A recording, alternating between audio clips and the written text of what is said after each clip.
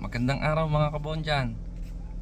So ngayon papunta kami ng laundry shop. Papalaundry namin yung mga comforter kasi mahirap labahan. Galit na galit ng asawa ko sa akin at ang gusto magpalit ako ng damit. Ba't daw nakaganto lang ako? Magpapalaundry lang. Kailangan pa maganda pang suot. Galit na galit.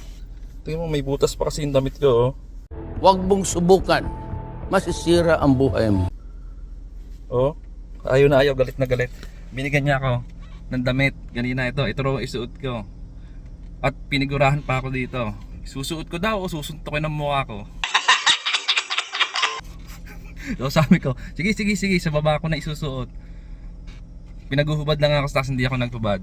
So ito, tumakas ako. Dala ko yung damit na pinasusuot niya sa akin. Hindi ko sinuot. Gusto ko ito, nakasando lang. Mas komportable.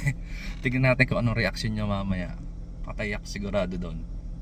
Parang may naamoy ako hindi maganda. Ayun na mga kabonsyan, ayun na asawa ko. Ano dapat mo?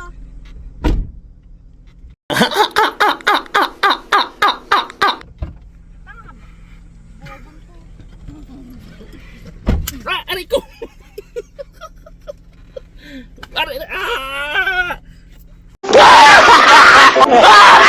Okay na ka to, presko. Ba't magsumo ko naka-t-shirt pa? Diba? Ano gagawin mo? Tara! Sinipin mo yan na siya. Para magpalit ako. Ay!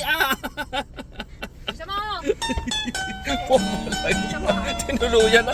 Ano ba? Hindi na lang talaga ng dapit. Tignan mo mga kabunta, no? Ay!